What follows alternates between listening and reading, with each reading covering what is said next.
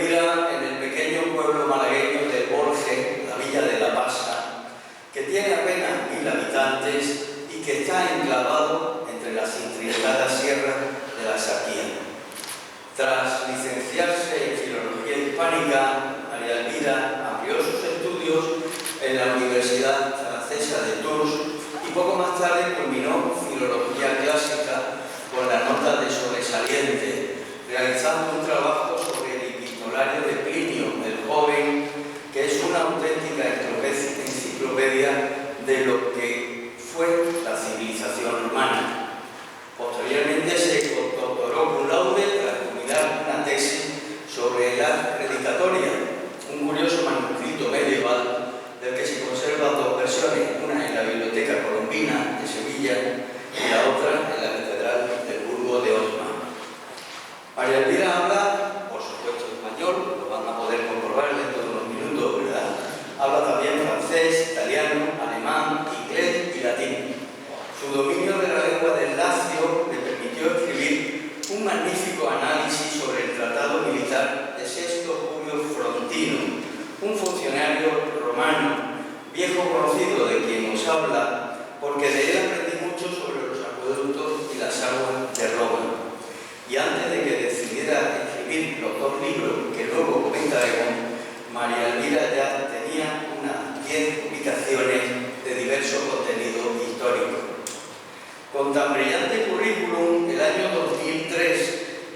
pensó que tenía posibilidades de ser profesora de universidad y lo intentó, pero los que tenían que evaluar sus méritos no los consideraron suficientes.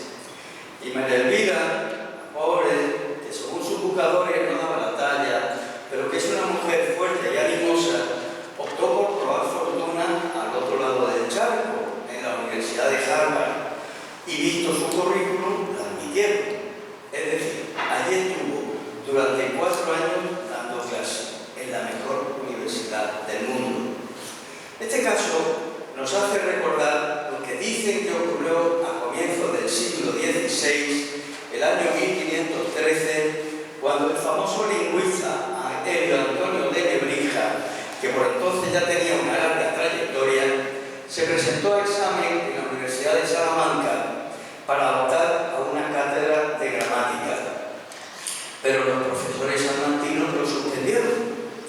Lo que resulta asombroso es que el libro de texto de gramática que se utilizaba en Salamanca era el suyo, era la gramática de Nebrija, y lo suspendieron. En fin, hablando de Harvard, resulta oportuno señalar ahora que hasta no hace mucho, junto con Yale y Princeton, ha sido el arquetipo de las universidades definidas con el acrónimo WACS, es decir, una casta formada por personas blancas de origen anglosajón y de religión protestante.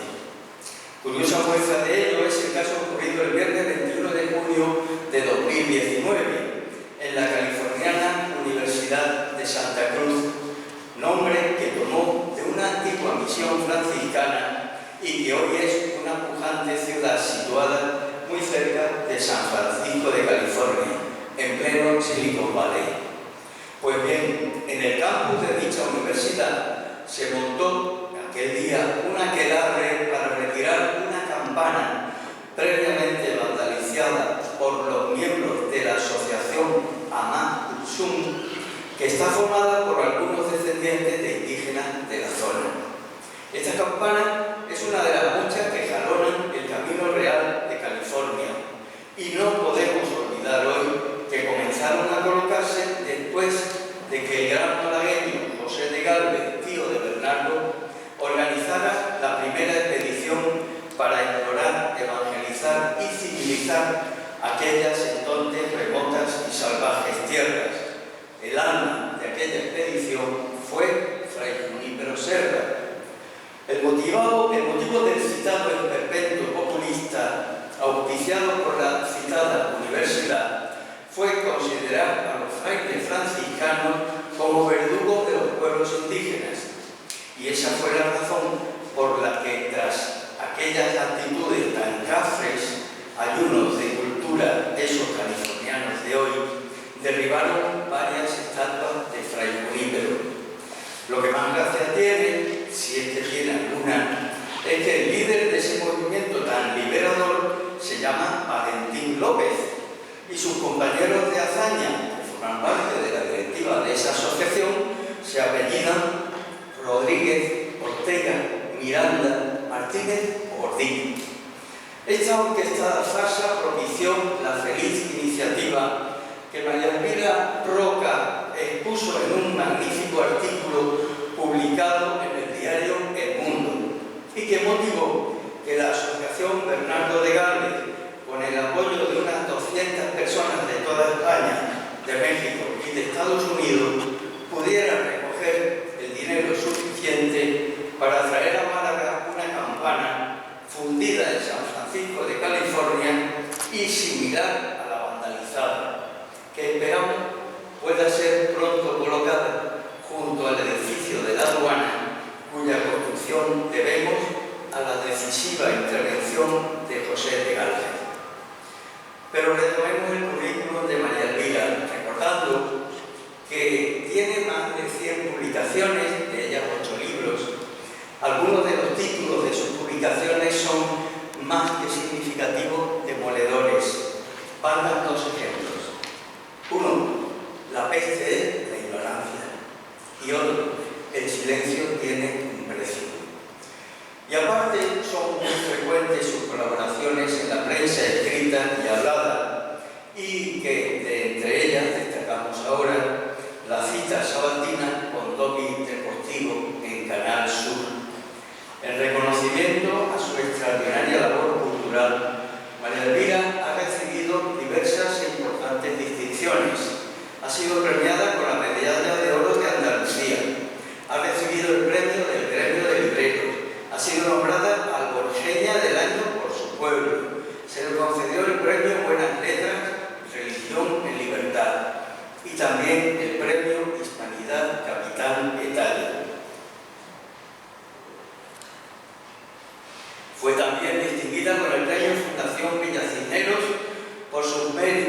excepcionales en defensa de la historia de España y los valores que emanan de la dignidad de la persona. Y el premio Héroes Olvidados, concedido por la Fundación Blas de Lezo, y el premio Editorial Espasa. Todos estos premios, lógicamente, han despertado la envidia de algunos, lo cual pues es normal. En Málaga ha sido distinguida con la medalla de honor de la Real Academia de Bellas Artes y la Academia de Ciencias, con la casi unanimidad de sus miembros, la eligió académica numeraria. Y eso que las academias no son un poquito singulares, ¿verdad? Vean si no lo que ahora vamos a recordar. A fines del siglo XVII, cuando en la Francia del famoso cardenal Richelieu, pues se creó la Academia de la Lengua Francesa, el lema que se escogió para ella fue la inmortal, refiriéndose, obviamente, a la lengua gala. Pero algunos petulantes franceses, cogiendo el rábano por las hojas, comenzaron a llamarse a sí mismos inmortales. Tiene gracia, ¿verdad? En la Academia Francesa, los inmortales, además de un vistoso uniforme, llevaban espadas. Menos mal que nosotros, los académicos españoles, no la llevamos. Lo primero es la seguridad. Y no exagero, ¿verdad?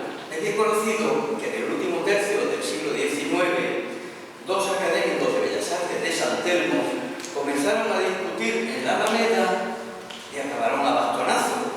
Por fortuna no llevaban espada, porque si no tendríamos un mártir artista, ¿verdad? Algunos académicos son también un poquito especiales. Vale a demostrarlo un hecho ocurrido en Madrid en los años 20, cuando Álvaro de Figueroa, gran prócer y político de la época del último rey de Alfonso XIII, y al decir de mucho ejemplo de la degeneración de la política española, pretendió ingresar en la Real Academia Española, la Real Academia de la Lengua. La tarde en la que se celebraba la elección de un nuevo numerario, el conde, era el conde de Romanones, se sentó en el Paseo del Prado, en un café, junto con su secretario, a esperar el resultado de la votación. Pues bien, como tardaba un poco, le dijo su secretario: vaya, acérquese a la academia, que está allí enfrente, y en fin, intente enterarse. Y el secretario, a la media hora, regresó al café y le dijo: bueno, verá, es que, bueno, parece ser que no ha habido suerte, en fin, que las elecciones son un poco complicadas. Bueno, ¿qué vamos a hacer? Bueno, ¿y cuántos me han votado? Y el secretario dijo: bueno, verá usted, señor conde. No, dígamelo. Y ninguno, señor conde, ni siquiera los tres que lo habían propuesto. Y entonces el conde pronunció una frase que ya es tradicional: ¡jo, qué tropa! ¿Verdad? María Elvira posee una cultura enciclopédica, tiene un profundo conocimiento de la historia, de la verdadera historia de España y de la verdadera historia de la humanidad, que no es, por desgracia, la historia que nos han enseñado y que aún en muchos lugares de España se enseña. Para desmontar estas falacias nacieron sus dos más importantes libros. Uno se titula Imperiofobia y Leyenda Negra y el otro Fracasología. Ambos han alcanzado un insólito y extraordinario éxito editorial. Con el primero de ellos demostró que todo imperio sufre siempre el acoso de sus potencias rivales. España fue el primer imperio global, y de ahí que Francia, los Países Bajos, los Principados germanos y las repúblicas italianas, a las que más tarde se unieron los ingleses, acosaron a España por todos los medios posibles, y entre ellos, y sobre todo, por la mentira. Y con el otro libro, con Fracasología, María Elvira logró demostrar que tras 2 siglos de apetencia francesa, por una pirueta del destino, a comienzos del siglo XVIII, el pez chico, que era Francia, se comió al pez grande, que era España. Y en esa línea, a comienzos del siglo siguiente, el llamado Gran Corso quiso descoyuntar España. Explicar hoy quién fue Bonaparte es bastante sencillo. Fue el Putin del comienzo del siglo XIX, porque Napoleón devastó y rapiñó todo lo que pudo de España, además de causar la muerte de medio millón de españoles. En el extraordinario ensayo que supone la gran obra que tiene por título Fracasología, María Elvira Roca afirma con rotundidad que una parte importante de nuestras élites intelectuales y políticas considera que España no solo tiene una historia desastrosa de la que hay que avergonzarse, sino que tenemos además un núcleo profundo, castizo, que es moralmente inferior al de otros países del mundo. Ella ha logrado lo que otros muchos, a los que le pagamos el sueldo, por cierto, y que tenían la obligación de investigar y alcanzar, no lo han hecho, porque ella ha sido la que ha recuperado la verdad de la historia de España. Y no era tan difícil hacerlo si recordamos el pequeño gran libro de Julián Cuderías, que hace ya más de un siglo denunció la enorme falacia de la leyenda negra que tanto daño nos ha hecho. Sobre la enorme capacidad investigadora y divulgadora de Julián Cuderías, solamente un dato: hablaba 16 idiomas. El fondo de la cuestión es que la verdad debe prevalecer y debe ser expuesta con valentía, que la verdad debe ser buscada con el esfuerzo propio y no utilizando lo cosechado en huertos ajenos. Tal ha ocurrido con Bernardo de Galvez, ya que en Francia, en el Reino Unido, en las Américas y por supuesto en España, aún está pendiente el total reconocimiento del decisivo papel que los Galvez tuvieron en el triunfo de la Revolución Americana, de la que muy pronto celebraremos el 250 aniversario de la Declaración de Independencia. Y España, y Málaga, y los Galvez tendrán que estar obligatoriamente con el apoyo de nuestras instituciones en esa importantísima conmemoración. No podemos pasar por alto ahora que, además del censurable silencio de algunos de los que más obligados estaban a defender la obra de María Elvira, pues también ha habido una feroz e infundada crítica, o sea, lo normal. Y claro, los argüellos de algunos de los que pertenecen a la casta reverdecen cuando se enteran que el libro Imperiofobia ya va por su 39ª edición. 39 ediciones, eso es algo absolutamente insólito. Y además, este verano se ha presentado en Múnich y en Frankfurt la edición en alemán. Ojalá hubiera alguien que pueda superar este listón. Hasta hoy se han impreso 150.000 ejemplares de su Imperiofobia, cifra que tiene muy contento sobre todo a la agencia tributaria, porque es, junto con el editor, la que más se beneficia de cualquier libro que se publique, ¿verdad? La tirada en 5 años, 150.000 ejemplares, constituye un auténtico récord que en España resulta espectacular e imposible de superar para un ensayo histórico. Y como colofón, resulta obligado referirnos a una impresionante y feliz iniciativa, a otra más. El gran documental que con el título España, la primera globalización, nos ha abierto los ojos para que podamos darnos cuenta de algo que ella ha definido con una frase magistral: luchar por recuperar el pasado es luchar por el futuro. Hoy la musa Clio debe sentirse muy feliz por haber alumbrado los pasos de María Elvira, y Cicerón estará muy satisfecho al comprobar con gozo que su definición de la historia, lux veritatis, luz de la verdad, magistra vitae, maestra de la vida, se ha visto hecha realidad ante la impresionante trayectoria de quien hoy recibe merecidísimamente el premio Bernardo de Galvez. Y ya vamos a terminar con 2 pequeños apuntes. La obra de Elvira ha servido para que muchos españoles, especialmente los que han leído su obra o han oído sus intervenciones, se despierte o se acreciente el amor por España. Y es que eso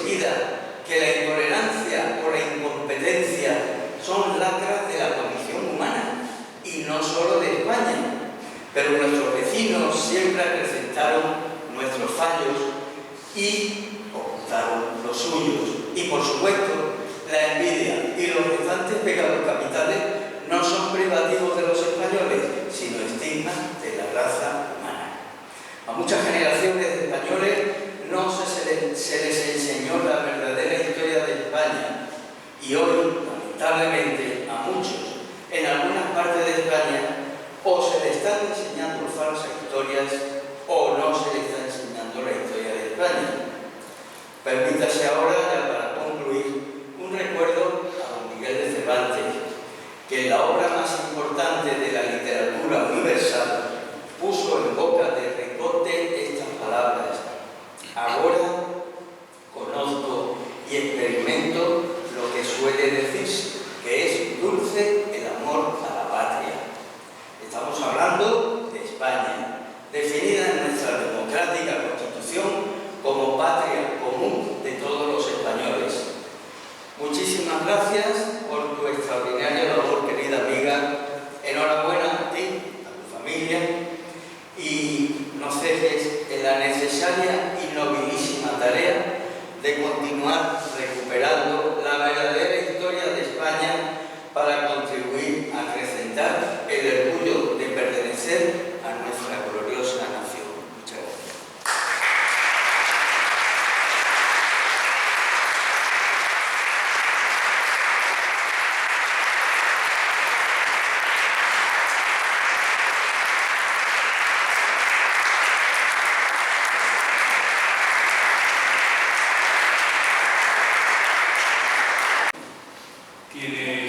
Tiene la palabra la secretaria de la Asociación Bernardo de Galvez para la lectura recta. Acta de la Asamblea General Extraordinaria. En la ciudad de Málaga, siendo las 10:30 horas del día 30 de noviembre de 2021, nos reunimos los miembros de la Asociación Cultural Bernardo de Galvez y Gallardo para la celebración de la Asamblea General Extraordinaria, cuyo único punto del orden del día tiene por contenido propuesta de concesión del 17º Premio Bernardo de Galvez y Gallardo.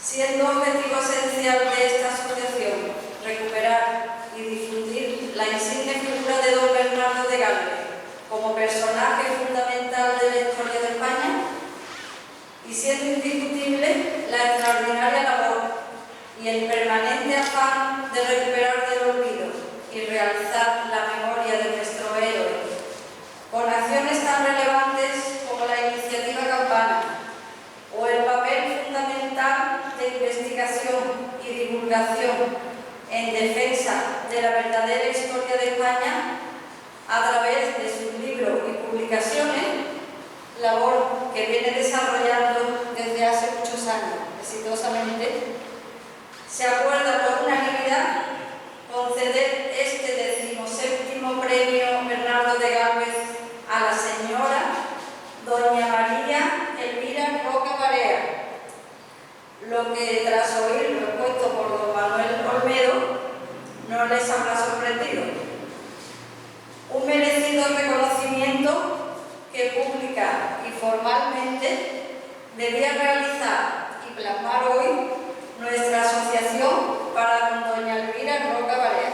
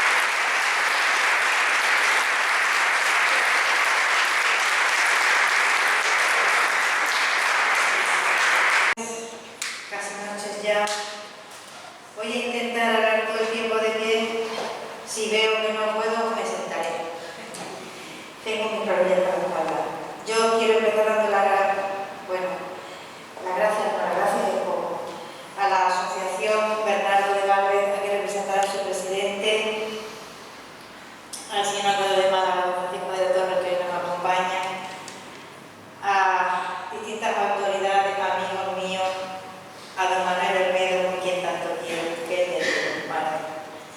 En fin, este es un premio muy especial, es Oliver Micrófono. He visto mucho de sufrir a Manuel con él, y estoy diciendo por qué. Vamos a intentar no ser incompatibles. Yo quería decirles que yo estoy recibiendo muchos premios, tengo la sensación absolutamente de que son inmerecidos, no es modestia. No es modestia. Es que lo son, es que realmente lo son. Es decir, hemos hecho tan poco que cualquier cosa destaca. Esa es la verdadera razón de que yo haya recibido tanto. Y hay que hacer muchísimo más. No es modestia, se lo prometo, es que es así. Voy a hablar un poco de esta familia, Gálvez, y de su relación con el pueblo. Porque los Gálvez son esos representantes insignes de las gentes de los pueblos que triunfan en las ciudades. Yo soy de un pueblo muy pequeño que está al lado de Bacharabialle. Y por eso, pues también es muy importante para mí este tema. ¿Por qué los Gálvez, que realmente era, se lo intentaré explicar, que todos los Gálvez eran el mismo Gálvez, ¿no? Cuando se olvidaron, la tradición oral de la Axarquía no los olvidó. Y pasaron a formar parte de ese mundo de los cuentos, si ustedes quieren, de los romances. Y yo llegué casi a la edad adulta, bueno, en el instituto descubrí que Gálvez, bueno, primero había más de uno, y luego no eran personajes como el Conde Olinos o Gerineldo. Porque yo lo que conocía de ellos me lo había contado en el mismo paquete que me aprendí el Conde Olinos y Gerineldo. También estaban las historias de Gálvez. Todos los Gálvez, que son muchos, habían terminado siendo el mismo Gálvez. La tradición oral era siempre es como un canto rodado, ¿no? Va eliminando elementos, si ustedes quieren, superfluos para terminar reduciéndolo todo, quintaesenciándolo todo a algunos aspectos fundamentales. Entonces, en la Axarquía los chiquillos sabíamos que los Gálvez existían. Gálvez existía. ¿Y qué sabíamos de ellos? Bueno, pues había, por ejemplo, una tradición que se mantuvo y se mantiene. En mi pueblo, no en muchos pueblos de la Axarquía, pero en algunos sí, y en otros que no son de la Axarquía también, que se llama el nombre peculiar el San Marqueo. El San Marqueo consiste en que la gente de mi pueblo el 25 de abril hace una especie de romería confusa por los campos. Digo confusa porque las romerías se caracterizan porque salen de un sitio y llegan a otro, ¿no? Pues la romería del San Marqueo se caracteriza porque sale de un sitio que es mi pueblo y llega a cualquier sitio. Y la gente por el camino lo que hace es atar jaramagos, que es la mata del lomo. Se lleva a los niños al campo a merendar y es casi un rito de pasados el hecho de llegar a una cierta edad, que suelen ser los 12-13 años, cuando ya no te saca al campo tu madre en el San Marqueo, ni en la pandilla de niños con las madres, sino que los jóvenes adolescentes ya salen solos con sus partidas. Entonces había varias opciones de las grandes excursiones del San Marqueo, que consistían en ir al puerto, en ir andando a Comares o en ir a ver la iglesia de los Gálvez, que estaba toda llena de tantos misterios. Todos los niños de la Axarquía sabían que aquella iglesia había sido erigida por un Gálvez que había llegado a ser virrey, y que ese virrey había sido tan importante y tan rico que había hecho construir en su pueblo una iglesia y había mandado monedas de oro para que fuesen soladas. Entonces alguien le hizo notar que, caray, la cara del rey es lo que va a pisar la gente. No pasaba nada. Gálvez mandó monedas de oro para que la iglesia fuese ensolada con monedas de canto. Y con estos sueños fantásticos y con estos cuentos preciosos, pues nos echábamos el día del San Marqueo a los 12 o 13 años a aquellos montes de la Sarquía que, como decía nuestro amigo Alfonso Rey, pues le rompen las rodillas a cualquiera, y llegábamos a Masarabielle para ver la iglesia caída, en la que ya no se podía entrar porque era un peligro y que tenía vigas colgando. Pero no importaba nada porque nosotros realmente lo que veíamos era cómo había sido aquella iglesia maravillosa cuando el suelo brillaba de monedas de oro que Gálvez había mandado de América. Había más historias. Había una que es la mía favorita y que se la voy a contar a ustedes porque no tienen ninguna posibilidad de conocerla por otros medios. Las tradiciones orales se están perdiendo y es posible que solamente la gente de mi edad recuerde a alguno de mi pueblo y por allí estas historias, los demás las habrán ido olvidando y la siguiente generación no las va a recordar. Una de las historias más bonitas, esto me lo contaba una de las abuelas de mi pueblo, a la que yo adoraba, no sabía leer ni escribir y no lo necesitaba. Ella fue la que me contó esta historia tan hermosa que a mí siempre me ha acompañado en la vida. Y entonces la sabían todos los niños. La historia de Gálvez era la historia de un niño muy listo que vivía en un pueblo muy pequeño y guardaba cerdos. Un día el cura del pueblo le dijo a un chiquillo excepcionalmente inteligente y entonces le enseñó a leer y a escribir y le enseñó todo lo que sabía. Y ya no pudiendo enseñarle más y queriéndole dar estudios pero no teniendo forma de hacerlo, decidió enviarlo al seminario. Pero este Gálvez no tenía ninguna afición a las sacristías ni a las sotanas y entonces se fue al seminario como a regañadientes y desde el seminario miraba el mar y un día le preguntó a uno de los curas que había en ese seminario qué era lo que había al otro lado del mar. Y el cura le dijo, tú ahora eso me interesa, tú estudia y aprende lo que tienes que aprender.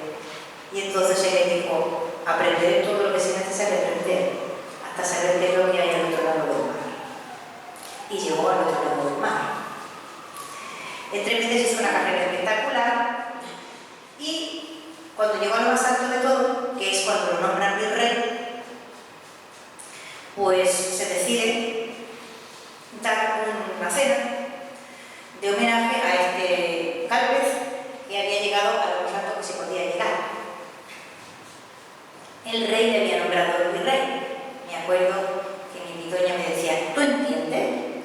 El rey y luego virrey. O sea, no había nada más alto que él, solo el rey. Y yo decía, yo sí lo entiendo.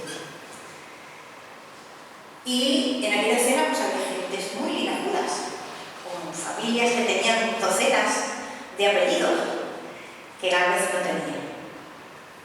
Y estaban todos un poco con los colmillos retorcidos de aquel niño de pueblo listo a quien el cura le dio estudios y luego él se fue al ejército que había llevado el rey y no sabían cómo fastidiar. Así que entre ellos hablaron y decidieron proponer un brindis que consistía en que cada uno de ellos iba a levantar la copa y a brindar por el primero de su linaje. Y su linaje, bueno, eran linajudos más no podemos ser. Siglos de apellidos y siglos de gestas acumuladas, cada uno de ellos se levantó y brindó por el conde de no sé cuántos y el duque de no sé qué y el y se tiró 10 minutos. Todos estaban sumamente expectantes y emocionados a ver cómo Gálvez iba a salir de aquel atolladero. Y ya le llegó a Gálvez el momento de brindar. Y entonces Gálvez levantó la copa. Digo, yo voy a aprovechar la ocasión y voy a brindar por el segundo Adán. Y hubo un silencio así en el primer momento y luego protestas. ¿Cómo segundo Adán? No hay segundo Adán. Tú no puedes descender del segundo Adán. Vuestra merced no puede descender del segundo Adán. No existe segundo Adán. Y entonces Gálvez dijo, es verdad, no existe el segundo Adán. Solo existe el primer Adán, que es aquel del que todos descendemos. Por él voy a brindar.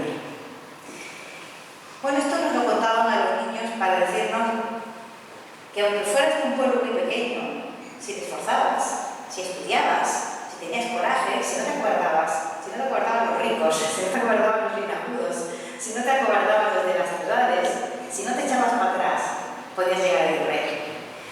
O sea que al final tal vez terminó siendo una suerte de historia moral que los niños de la Axarquía aprendíamos con estas consejas, si ustedes quieren, en la comarca en la que los Gálvez nunca murieron. Nunca murieron cuando los Gálvez realmente habían muerto en la historia oficial. Quiero decir que a mí me sorprendió muchísimo. Ya les digo, el instituto descubrió que los Gálvez existían, que Gálvez existía, porque yo creía que era un personaje del mundo de los cuentos y que estaba, digamos, en esa tradición oral en la que lo mismo cantaba ser con violinos que te contaban la historia del segundo Adán, ¿no? Bueno, a mí me ha parecido esta historia del segundo Adán siempre extraordinariamente bien traída, bien armada y que resume perfectamente lo que los Gálvez representaban para la Axarquía. El orgullo enorme de una comarca montañosa, no muy bien comunicada, que en un momento determinado no daba más que migrantes, pero había tenido a los Gálvez. Y esos Gálvez eran hijos de la tierra, todos ellos eran hijos de la tierra, pero todos los Gálvez nacieron en Macharabiaya. Y se habían criado por aquellas lomas y aquellos cerros, que los que nos hemos criado también por aquellas lomas y aquellos cerros, amamos muchísimo y comprendemos que dejan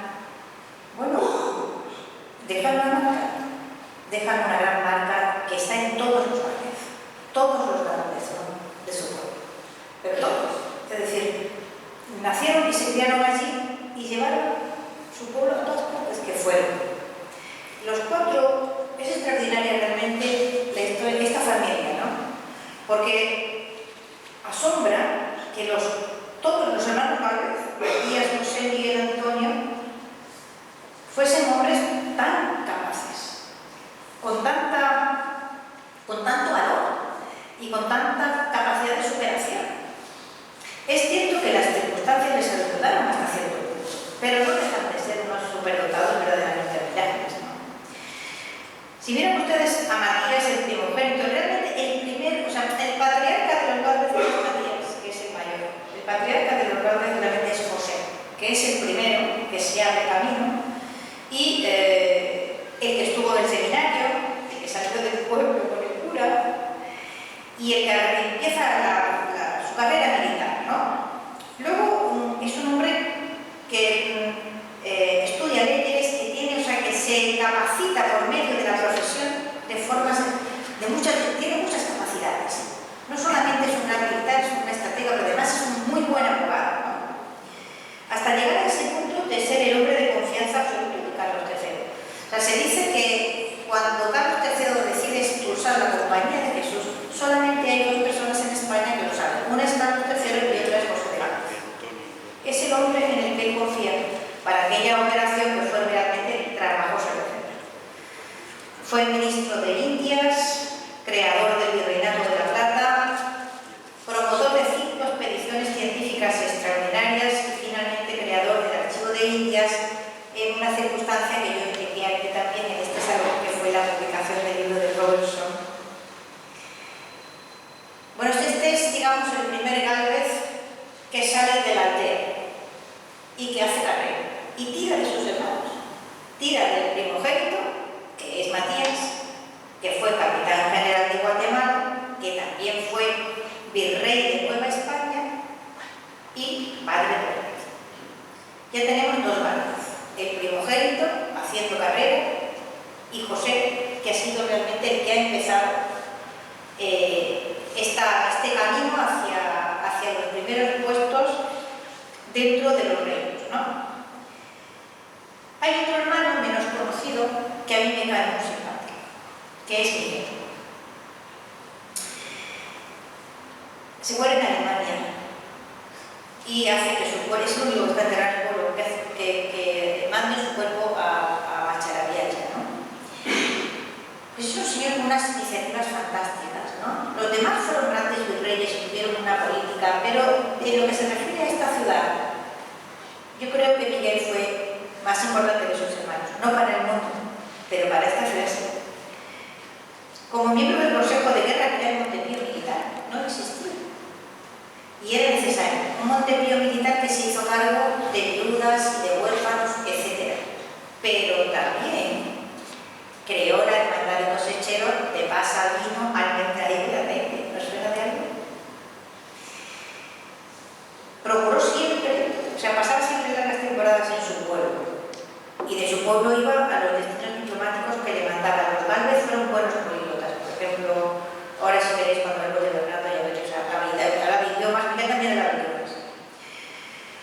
El tiempo que pasó como diplomático en Rusia y luego en Rusia se dedicó a abrirle mercados al Vino de Málaga y a abrirle mercados a las pasas de Málaga por esos mundos medios. Doy fe que triunfó. En Rusia, absolutamente. Cuando yo, hace años, hice un viaje muy largo en el Transiberiano y llegué hasta la frontera con Mongolia y Kursk, en el Baikal, quedé muy sorprendida de descubrir que cuando yo decía que era de España Málaga, todo el mundo decía, claro, de Málaga. Durante 2 o 3 días estuve confundida y pensé que aquello, o sea, que el motivo por el que la gente, cuando yo decía, claro, de Málaga, era por Picasso. No, era por las masas. Y era por el vino. Todo el mundo conocía las pasas de Málaga y el vino de Málaga. Las pasas de Málaga fueron fundamentales en la conquista del este por parte de los rusos, que dependieron de ella como alimento y reserva de vitaminas durante mucho tiempo. La llegada en el Transiberiano, en el mes de noviembre, del primer tren que llevaba pasas, se celebraba en el Kursk. Busquen dónde está la ciudad de Kursk. En las casas de la gente se guardaban todavía, como guardamos nosotros las cajas del Colacao, ¿no? Pues unas cajas de madera, así de tamaño mediano, muy parecidas a las del Colacao, que eran las cajas de las pasas de Málaga. Y durante generaciones, los rusos enviaron a sus niños al colegio durante el invierno con un puñado de pasas de Málaga. Pues esto lo empezó este Miguel de Gálvez, que fue el que le abrió camino, eso que ahora se llama diplomacia económica. Él era un pionero de aquello y fue abriéndole el mercado a los productos de su ciudad, ya por donde fue. Lo hizo primero en Alemania y luego lo hizo en Rusia. En fin, con estos hermanos, con esta gente, no se extrañarán ustedes que hubo una generación. A ver, uno no salió tan estupendo, que fue Miguel, ¿no? Antonio, perdón. O sea, fue quien, digamos, tuvo más problemas y vivió al amparo de los hermanos. Y, bueno, no puedo decirse que él destacara mucho en nada. No tuvo un episodio verdaderamente sorprendente cuando lo atrapó yendo para hacerse cargo de una comandancia en Canarias. Lo atrapó un pirata y no he podido dejar de anotar el nombre del pirata que lo atrapó y lo secuestró, porque el pirata se llamaba Ali Pérez. Tengo que seguir la pista a este Ali Pérez a ver por dónde viene. Era el padre de María Rosa Gálvez, que es una autora pionera también en la literatura de teatro. Es decir, ella tuvo también su momento de gloria y fue conocida. Llegó a estrenar obras de teatro en Madrid, cosa que no hacían muchas mujeres. Y yo no sé por qué no está representada en ese grupo escultórico, porque tuvo también su notoriedad. Y con esto llegamos a don Bernardo. Don Bernardo, que es la siguiente generación, y un hombre que realmente era hijo de Matías, tiene una trayectoria espectacular desde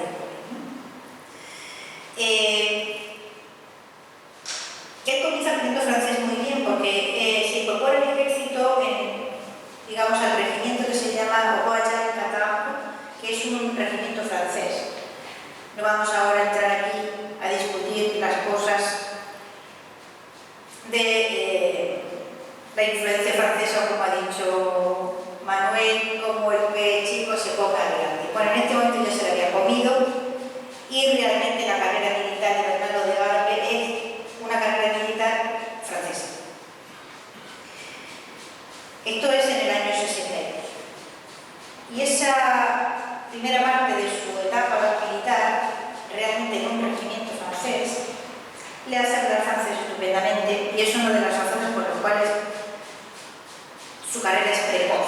dominio de idiomas. Después marcha a América y allí, bueno, tiene una etapa larguísima en la muy difícil periodo de acomodación de las tribus apaches en lo que se llamaban las provincias exteriores, que era, acabó con un cierto éxito, pero nunca completo, ¿no? Regresó y participó en una campaña que fue desastrosa en Argel. Y después, en esta campaña conoció a O'Reilly.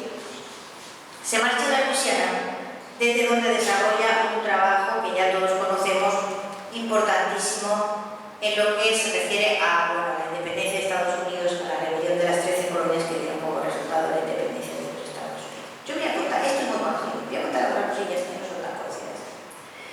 Por ejemplo, una de las decisiones de Galvez, realmente la decisión es de O'Reilly, que le precedió en el cargo, gobernador de la Luisiana. Si ustedes van a Nueva Orleans, que es una de las ciudades más bonitas de los Estados Unidos, a pesar del daño que hizo Katrina. Yo la vi antes de Katrina y es una belleza. Pues ustedes no ven más que barrio francés. Todos los papeles que se busquen en turismo y todos los libros se refieren constantemente al barrio francés. Y todo lo que hay en Nueva Orleans parece que es francés. Bueno, no queda absolutamente nada de la etapa francesa. Todo lo que ustedes ven en Nueva Orleans es el resultado de la decisión de O'Reilly, luego mantenida por Bernardo de Galvez, de prohibir la construcción en madera. Nueva Orleans se había sufrido dos incendios devastadores en las décadas anteriores a que con el Tratado de París en el 76 pasase a administración española. Uno había sido enorme y había dejado la ciudad prácticamente arrasada. Y es cuando O'Reilly, que es el primer gobernador nuevo de la nueva administración española, decide prohibir que se construyan, a pesar de que hay madera muchísima, en Mississippi, las márgenes de Mississippi hay árboles aburridos, decide que hay que poner varias fábricas de fabricación de ladrillo y que no se puede construir más en la ciudad que en ladrillo. Y no se puede poner madera más que las vigas. Esta es una determinación del gobernador O'Reilly que Bernardo de Galvez mantuvo a rajatabla.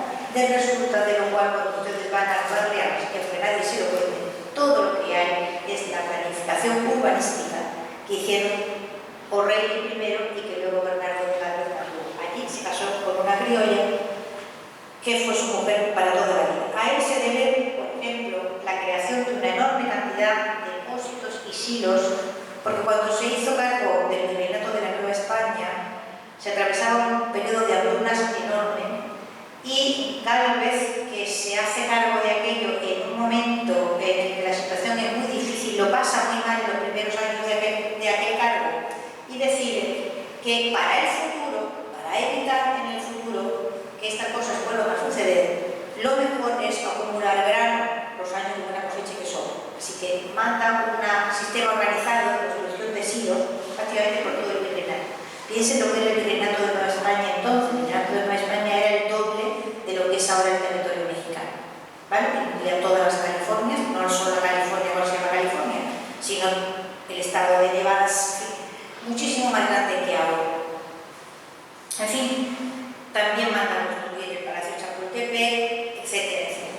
La historia de los Galvez y de Bernardo, tan desconocida, y de todos ellos es un poco una parábola de nuestra historia, de la historia de España, de lo que ha sido la historia de ese imperio y de lo mal contada y peor conocida para todos sus descendientes. Yo digo siempre, porque hay gente que no se ha enterado, que el Imperio Español desapareció hace 200 años. 200 años da muy bien para enterrar ya los cadáveres y para poder hacerse una idea cabal de un periodo de la historia que ha terminado. Ese imperio no admite más el ser culpado eternamente de todas las desdichas que suceden a sus descendientes, a sus hijos, ni a un lado del charco ni al otro. Mientras no se salga de esa fantasmagoría, va a ser absolutamente imposible hacerse cargo del presente. Los problemas que el presente tiene los ha provocado el presente o se han provocado hace muy pocos años. Irse 2 siglos para atrás a buscar las causas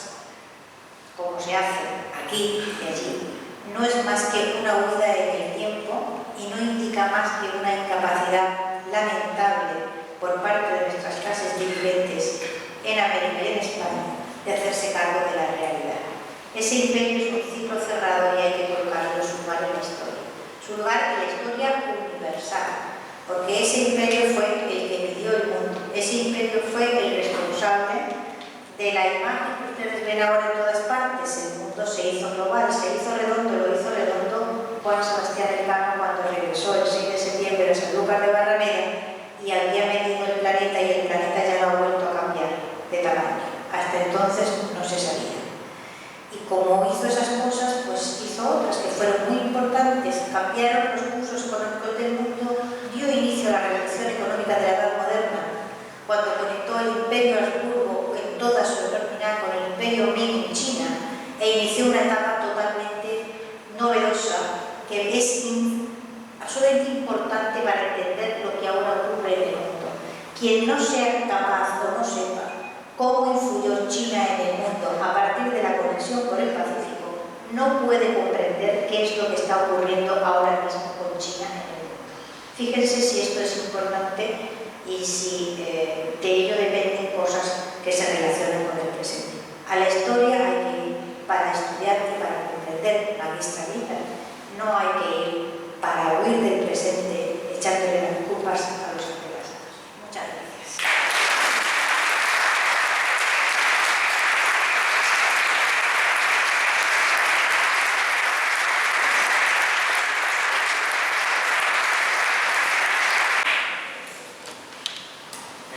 Para finalizar, le doy la palabra a don Francisco de la Torre. A todos, querido presidente de la Revolución, de Galvez, querida Rita Roca, un placer, un honor, un privilegio estar aquí oyendo y aplaudiendo. Quiero saludar a la delegada territorial de la Consejería de Turismo y Deporte, de Málaga, por supuesto al Subcabo de Defensa, de la Base Aérea, Directora Nacional de Cultura, Puerto de Málaga, de todos nuestros queridos amigos, miembros de la Asociación de Galvez, que para mí es un honor cada vez que venís aquí a este Salón de los Espejos acoja vuestra actividad. Hoy ha sido un acto hermosísimo, me alegro de haber podido llegar, aunque sea con minutos de retraso, porque creo que es difícil encontrar una persona con las cualidades, valores de Ricardo Elvira Roca Varela para recibir este premio que lleva el nombre de Hernando de Galvez. Los valores de Hernando de Galvez los conocéis bien vosotros, valores de heroísmo, lo ha explicado también el perfectamente Elvira, valores de buen gobierno de la América Española, esa tarea suya interveniendo de Nuevo México, de Nueva España, de México, que era efectivamente más grande que el México actual, bastante más grande. Todo esto demuestra hasta qué punto la labor de España en América es un ejemplo. Hernando de Galvez hace una labor espléndida de la cual no podemos sentir orgullosos. Y Elvira simboliza, se ha explicado muy bien en las palabras de Manuel Romero, como siempre, usando la figura de Bernardo, en el caso de Elvira, simboliza el esfuerzo por profundizar en la historia española, la historia brillante de nuestro país, que hay que seguir haciendo esfuerzos. Elvira no debe estar sola, debe haber más gente que la acompañe, hay algunos más que están también poniendo foco y luz para que la leyenda negra deje de ser negra, no es leyenda rosa, la realidad de la historia, creo que hay que poner por delante. Yo alguna vez he consultado, lo he hecho de nuevo hoy en Google, que ya saben ustedes que cuentan muchas cosas, lo digo es mi gabinete de Google, porque te da información de todo. Universidades creadas por España en América. Les invito a que lo hagan. 27. En el año en que se crea Harvard, 1926, había 10 ya en América Española. En Perú iba a haber 5, en Chile 3, en México no sé si 4. Yo siempre viene a la memoria el ejemplo de nuestra España de aquí, no la España de allá, Málaga, una ciudad importante que hasta 1932, ahora hace 50 años, tuvimos universidad, pero vimos que eran 500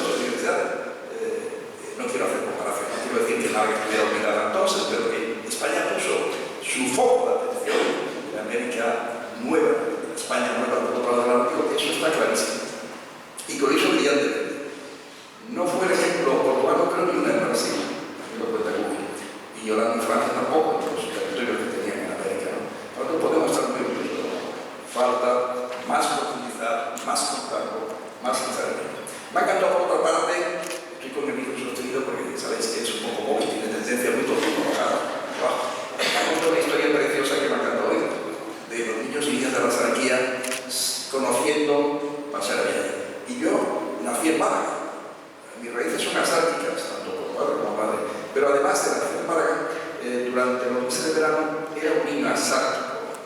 No quiero decir anárquico, digo asárquico. Esta pequeña broma, porque pasábamos el verano en una casita que mis padres tenían en Veracruz, cerca de Málaga. ¿Y qué hace un niño que le gusta un poco el deporte y caminar, ¿verdad? Cuando llega a la edad de poder moverse solo con independencia? En momentos en que los campos estaban con piñas, no tantas como en esos siglos en que Miguel Gallardo hizo esa publicidad formidable en Alemania en Rusia de los productos de la sequía, pero había, recuerdo perfectamente, los viñedos, las laderas de la cadena montañosa que separaba el arroyo de Sarrialla del arroyo de León, que es la forma de llegar hacia el norte de esa mar. Llegas al monte Gramo de Oro, separados arroyos primero, y después vas siempre por las cumbres. Si alguien quiere caminar por esa zona, nunca vaya subiendo y bajando, se deja el alma por las cumbres conservando la zona, y luego vas, siempre se veían los caminos de herradura en esas cumbres marcadas. Y descubrí más allá, lo descubrí, igual que el Mira desde el norte, yo desde abajo, pero es que esto algo, mi hermano Alfredo, el mayor de los 8 hermanos que somos, ¿no? Luego descubrí al Macha y el Jorge, claro que está más arriba, porque el Macha y el Jorge es el arroyo del Macha, que va a Río de Vélez, y el Macha de Bella va al mar, como dice el Arque, y Macha de Bella hacia la mar. Macha de Bella es pequeñito, pero la iglesia llama la atención, es formidable la planta de la iglesia de tamaño, y descubrí las estatuas orantes que tienen allí los galves para no sé cuántos están ahí, porque he leído que Miguel murió en Alemania, pero no, tú lo has notado, solamente. Sí, lo sabemos que está José Matías, me parece, ¿no? Pero Bernardo Miguel, José no sé dónde está exactamente. Estaría quizás José Miguel, ¿no? Y tercero la pregunta también. Eso luego tuve noticia, bueno, la verdad es que porque dice, vaya, José me va a tracomar, etc. Que no voy a contar mi vida de andarín en aquellos años, pero pasaba siempre yendo a una seda de abajo. La primera vez bajé a una seda de abajo, y una otra vez, porque es impresionante. En esas tradiciones orales, no voy a extenderme como correspondía a hacerlo, que será breve, pero quiero contar esta anécdota. Tradiciones orales de la Sarquía, con noticias, que se transmitía de que en la guerra de independencia, los franceses, efectivamente, decía Ramiñán, pues en huecas de muchos muros llevaban cosas, muchas de la iglesia de Sarrialla, que debían tener muchas obras de arte, fruto del interés de José Galvez, que fue quien impulsó la realización de esa. Me ha encantado oír esa parte, me ha encantado oír lo del impulso de los productos vinos y pasas en Siberia. Eso no lo he oído nunca. Tengo que venir aquí hoy para oírlo al vino rojo. Bravo. Pero hay que contarlo por escrito, hay que contar esa anécdota. Igual va escrito ya, yo estoy diciendo esto con ella, porque es una anécdota preciosísima. En la Siberia, entonces, yo me encuentro de las casas, recuerdo de las cajas de pasas, que por cierto en una exposición en Cupán, de los dibujos y la obra de arte que hacía, o las gráficas en Málaga, antes de llegar, y después también, porque luego se reconstruyó, pero sí, antes de llegar a las filoxeras, sobre todo, cuando había más producción de vinos y pasas, para, digamos, embellecer el producto. Y realmente es una historia preciosísima. Hemos oído una lección de geopolítica, China, Siberia, el Pacífico, etc. Valía la pena venir aquí.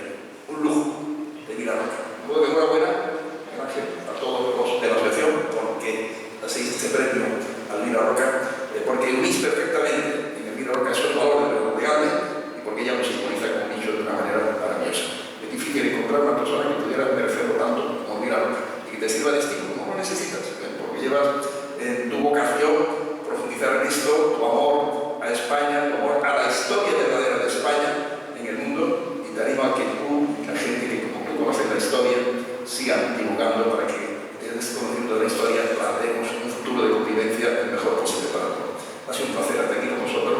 Esta casa es vuestra, espero que no siempre esté la maqueta, ya la maqueta espero que se eche realidad. Ha tenido que estar la semana anterior porque trabajamos en unas exposiciones de internet, pero tenemos que arreglar esto porque el salón pierde capacidad, eso es cierto, eso lo ha resultado. Pero bueno, podéis tener el privilegio de verla, no muchos para que no se mucho la maqueta, muchas fotos. Que se ilumine, pero yo y podemos explicar un punto al final, un par de minutos y afuera de actos. Gracias por usar este salón. Enhorabuena de nuevo a los dos, a Mira Roca, Lea, y a la Asociación Personificada, a su presidente, Gracias. Gracias de corazón.